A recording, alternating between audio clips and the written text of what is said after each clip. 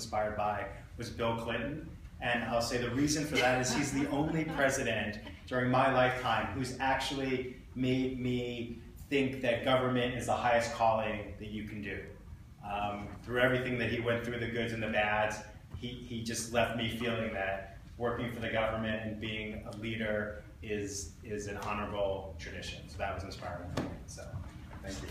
All right, Natsuyo, terrific job. I'm going to try not to be competitive, repetitive.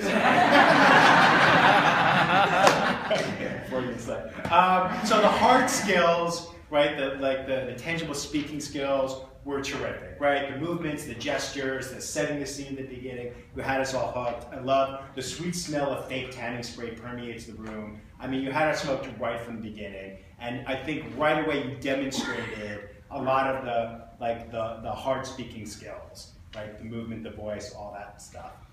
I'm going to give you 3 areas where I think you can really focus on, and they all relate to content, right? So the first one is clarity.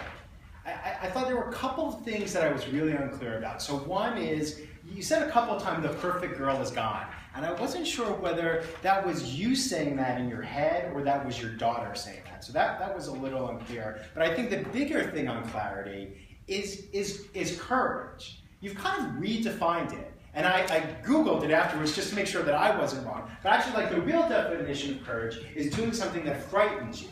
So you've changed the meaning a bit to make it more about acceptance, right? Accepting your imperfections and moving on. The courage to do things, to move on with your imperfection. So for me, that was unclear because you've changed the usual meaning of courage. And I think it's okay to do that if you acknowledge it, right? If you say, you know, courage is usually thought of as doing something that frightens you, but I think it's more than that. I think that it's actually this, right? If you're clear about it, I think it would be easier for us to get on board. All right, so the second thing, I think you had some great phrases throughout it, but I think you need to make sure you're living all of your words. And I'll give you the prime example. You said, and this was a great phrase, you said, the split second of embarrassment took an eternity.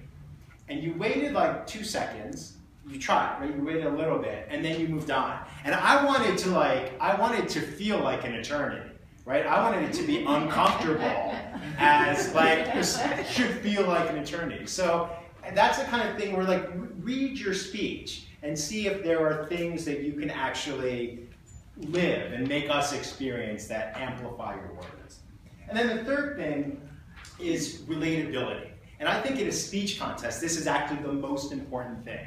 Right? You can get up there and deliver the Gettysburg Address and be brilliant, but if people can't relate to it, then I think that's where in a competition you lose, right? And 2 years ago, the guy who won the international speech contest he gave a speech about changing a tire, about how he couldn't ask for help, right? And whether or not you've ever changed a tire, everybody could relate to, there's something I couldn't do and I couldn't ask for help.